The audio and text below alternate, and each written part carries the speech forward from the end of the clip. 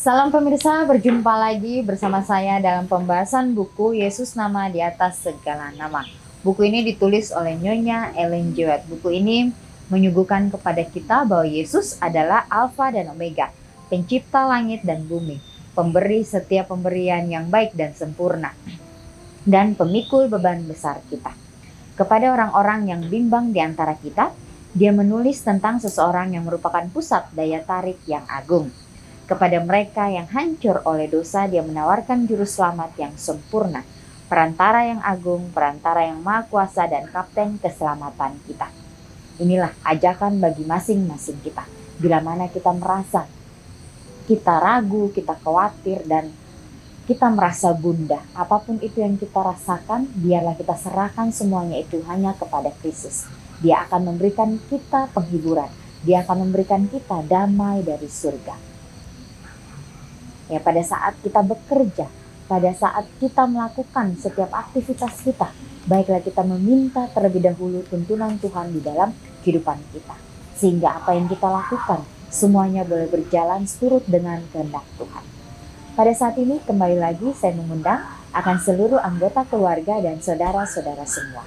Kita dapat berkumpul bersama-sama, kita akan mempelajari nasihat firman Tuhan pada saat ini, dan biarlah rencana-rencana indah Tuhan itu akan menjadi bagian masing-masing kita. Kita akan masuk ke dalam judulnya Guru Galilea. Ayatnya terdapat di dalam Yohanes 3 ayat 14. Dan sama seperti Musa meninggikan ular di padang gurun, demikian juga anak manusia harus ditinggikan. Sesudah kematian Stefanus, bangkitlah melawan orang-orang percaya di Yerusalem sudah suatu penganiayaan yang sangat kejam, sehingga mereka semua kecuali rasul-rasul tersebar ke seluruh daerah Yudea dan Samaria. Tetapi Saul berusaha membinasakan jemaat itu, dan ia memasuki rumah demi rumah dan menyeret laki-laki dan perempuan keluar dan menyerahkan mereka untuk dimasukkan ke dalam penjara. Tentang semangatnya dalam pekerjaan yang kejam ini, ia mengatakan pada waktu belakangan, bagaimanapun juga aku sendiri pernah menyangka bahwa aku harus keras bertindak melawan nama Yesus dari Nazaret. Hal itulah kulakukan juga di Yerusalem. Aku bukan saja telah memasukkan banyak orang kudus ke dalam penjara. Dalam rumah-rumah ibadat aku sering menyiksa mereka dan memaksanya untuk menyangkal imannya, dan dalam amarah yang meluap-luap aku mengejar mereka, bahkan sampai ke kota-kota asing, bahwa Stefanus bukannya satu-satunya yang menderita. Kematian boleh kelihatan pada perkataan Saulus sendiri, tetapi aku juga setuju jika mereka dihukum mati. Ini ditulis di dalam Kisah Para Rasul 26 ayat 9 sampai 11. Ya, jadi ini mengenai penganiayaan pada saat Saulus. Ya, bagaimana dia menganiaya orang-orang yang percaya kepada Kristus. Begitu pula dengan Stefanus. Ya, bagaimana Stefanus dirajam oleh batu sampai mati.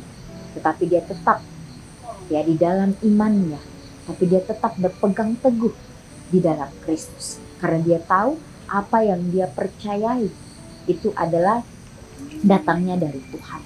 Ya, sehingga dia harus ya mati martir. Ya, tapi di dalam semua yang dia sudah lakukan, yang dia sudah korbankan, ya ada satu hal, ya, rencana Tuhan di dalam kehidupannya. Pada masa bahaya ini, Nikodemus datang ke muka dalam pengakuan yang tidak khawatir akan imannya dalam juru selamat yang disalibkan. Nikodemus adalah seorang anggota Sanhedrin, dan dengan orang-orang yang lain telah digerakkan oleh ajaran Yesus. Ya, sementara ia menyaksikan pekerjaan Kristus yang ajaib, keyakinan telah berurat berakar pada pikirannya bahwa inilah yang dikirim oleh Tuhan. Terlalu sombong untuk mengakui dengan terbuka bahwa dirinya sendiri di dalam simpati dengan guru Galilea itu. Ia mengupayakan secara diam-diam. Dalam wawancara ini, Yesus telah membukakan kepadanya rencana keselamatan dan tugasnya ke dunia ini. Namun Nikodemus masih ragu-ragu. Ia menyembunyikan kebenaran dalam hatinya, dan selama 3 tahun hanya sedikit buah-buah yang nyata. Tetapi biarpun Nikodemus tidak mengakui Yesus secara umum, ia seringkali merintangi rencana imam-imam Sanhedrin untuk membinasakan dia. Bila pada akhirnya Kristus telah ditinggikan di atasnya pada wawancara di waktu malam di Bukit Zaitun. Dan sama seperti Musa meninggikan ular di padang gurun, demikian juga Anak Manusia harus ditinggikan di dalam Yohanes 3 ayat 14. Dan ia melihat kepada Yesus penebus dunia ini. Jadi kembali lagi ya, contoh daripada Nikodemus. Ya, dia adalah anggota Sanhedrin. Ya, bagaimana dia datang kepada Yesus. Dia meminta ya pengertian kepada Yesus. Dia meminta supaya dia lebih dalam lagi mengenal Yesus. Tetapi di dalam semuanya itu masih ada keraguan yang timbul di hati Nikodemus. Tapi dalam keraguan itu seringkali dia menggagalkan rencana-rencana ya daripada teman-temannya ya untuk yang menghalangi mereka untuk menjatuhkan Yesus. Ya, di sini dikatakan Nikodemus tidak mengaku Yesus secara umum. Ya, mungkin dia masih merasa takut. Ya, karena banyak orang yang menentang akan ajaran Yesus. Tapi Nikodemus ya seringkali dia merintangi rencana para imam-imam Sanhedrin ini ya untuk membinasakan Yesus. Tetapi memang Yesus harus mati di atas kayu salib. Jadi dikatakan sebagaimana Musa yang meninggikan ular di padang gurun, demikian juga Anak Manusia harus ditinggikan. Maka kita akan melihat kepada Sang Juru Selamat itu, akan melihat kepada wajahnya yang sudah mati untuk kita. Dan inilah ya contoh-contoh bagi kita. Ya, sebagaimana Stefanus yang mati martir. Dan akhirnya Saulus bertobat menjadi Paulus dan dia menjadi pengikut Tuhan. Begitu pula dengan Nikodemus. Ya, akhirnya pada saat Yesus mati di atas kayu salib, baru disitulah dia mengerti ya bahwa inilah Anak Manusia yang harus ditinggikan, atau Anak Manusia yang datang dari Tuhan. Bersama Yusuf Arimatea, Nikodemus telah menanggung ongkos penguburan Yesus. Murid-murid takut untuk menunjukkan diri mereka sendiri sebagai pengikut-pengikut Kristus. Tetapi Nikodemus dan Yusuf dengan berani telah datang untuk menolong mereka. Pertolongan orang-orang yang kaya dan terhormat ini ya sangat diperlukan pada saat kegelapan. Ditulis di dalam Alfa dan Omega jilid 7 halaman 87 dan 88. Ya, jadi bersama Yusuf dari Arimatea, begitu pula dengan Nikodemus, yang mereka akhirnya percaya dan mereka mempunyai keberanian ya untuk menanggung ongkos penguburan Yesus. Pada saat itu murid-murid mereka ketakutan ya untuk menunjukkan diri mereka sebagai pengikut Kristus. Ya, tetapi Nikodemus dan Yusuf dengan berani telah datang untuk menolong mereka. Ya, jadi pertolongan orang-orang yang kaya dan terhormat ini sangat diperlukan pada saat kegelapan. Ya, jadi ada saat-saat rencana Tuhan yang kita tidak mengerti di dalam kehidupan kita masing-masing. Ya, mungkin yang tadi kita lihat orang itu, dia tidak peduli. Ya, tapi dia mempunyai kepedulian yang tinggi. Kita tidak menyangka bahwa orang itu bisa melakukan hal yang semulia itu.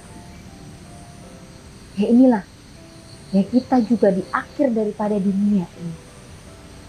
Ya, tentunya akan ada hal-hal atau keajaiban yang akan terjadi di dalam kehidupan kita. Ya, dikatakan yang terdepan akan jadi yang belakang, yang terbelakang akan jadi yang terdepan. Oleh sebab itu, biarlah hari ini kita boleh menentukan pilihan kita, di mana kita berada. Ya, karena sudah banyak contoh-contoh di dalam firman Tuhan. Ya, baiklah kita meminta tuntunan Tuhan, ya, supaya kehidupan kita boleh menjadi berkat, supaya kehidupan kita boleh menjadi pembawa-pembawa damai itu. Ya, Tuhan akan pakai siapapun yang mau ya untuk dipakai. Dia tidak melihat apa itu orang yang berpendidikan atau tidak. apa itu orang yang kaya atau miskin. Dia tidak melihat dari segi itu, tapi dia melihat bagaimana hati kita mau untuk mempunyai roh kerendahan hati, untuk sama-sama mau diajar, untuk sama-sama mau peka dengan bisikan kuasa Roh Kudus. Baiklah, kita boleh terus meminta akan tuntunan Tuhan di dalam kehidupan kita masing-masing.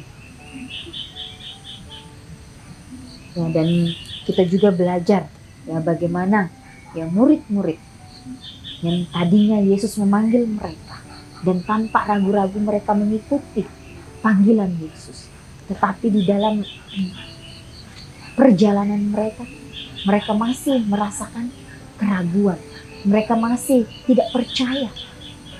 Ya, sampai akhirnya Yesus harus disalibkan dan mereka menerima kuasa Roh Kudus itu, dan baru mereka disitulah mengerti misi sebenarnya dari Yesus untuk datang ke dunia. Nah, baiklah, kita jangan dikecokkan dengan berbagai hal-hal dunia. Ya, karena si jahat dia terus bekerja keras ya untuk menjatuhkan kehidupan umat manusia. Karena dia tidak senang melihat kita untuk lebih dekat dan lebih dekat kepada Kristus. Dia akan mencari cara ya untuk membuat kita tidak fokus. Ya, baiklah, kita mau meminta akan tuntunan Tuhan di dalam kehidupan kita masing-masing.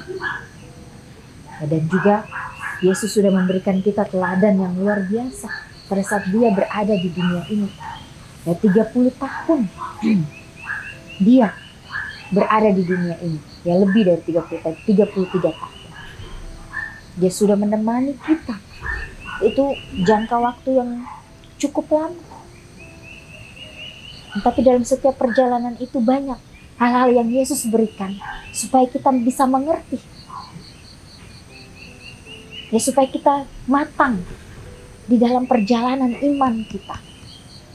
Dan kita pun tahu bahwa inilah bagaimana Yesus mengajarkan kita dari hal-hal yang terkecil di dalam kehidupan kita. Ya, walaupun seringkali kita lalai, ya, tapi kita masih hidup di dunia yang berdosa. Hal itu harus kita jalani di dalam kehidupan kita. Tapi biarlah kita harus terus bangkit kembali, meminta akan tuntunan Tuhan untuk menjadi bagian kita. Apapun yang kita lakukan, bakal kita meminta kuasa Roh Kudus itu, supaya kehidupan kita boleh berjalan seturut dengan kehendak Tuhan. Ya. Jangan sampai kita menyembunyikan ya kebenaran dalam hati kita. Ya, jangan sampai kita ragu dengan apa yang Yesus sudah lakukan untuk kita. Tapi kita harus dengan tekad yang bulat bahwa inilah pilihan saya untuk mengikuti Tuhan dengan sepenuh hati saya. Ya, dan disitulah kita akan melihat bagaimana orang-orang di sekitar kita akan merasakan itu. Ya, walaupun mereka mungkin mempunyai kepercayaan yang berbeda, tetapi mereka melihat dari apa yang kita lakukan dan mereka percaya juga. Dan mereka merasakan bagaimana kasih Kristus itu di dalam kehidupan mereka. Ya, jadi di sini ada renungkan lebih dalam di dalam kehidupan kita pribadi lepas pribadi. Bagaimana saya dapat ya menghindari, mengabaikan mereka yang mungkin tidak mengakui Kristus secara terbuka dimanapun kita berada. Baiklah, kita terus melakukan apa yang Kristus sudah lakukan di dalam kehidupan kita. Terus memancarkan akan karakter Kristus itu. Ya, sehingga orang-orang di sekitar kita, mereka juga dapat merasakan bagaimana kasih Kristus di dalam kehidupan mereka. Inilah suatu renungan yang sangat indah. Mungkin kita sudah baca, kita sudah dengar. Ya, baiklah, itu kita doakan dengan sungguh-sungguh supaya kita dapat praktekkan di dalam kehidupan kita masing-masing. Ya, pemirsa, inilah nasihat firman Tuhan yang bisa saya bawakan, biarlah ini ya dapat menjadi kekuatan bagi kita supaya kita mau terus melayani Tuhan kita dengan sepenuh hati kita. Kita akan berjumpa lagi di kesempatan yang berikutnya dan Tuhan memberkati.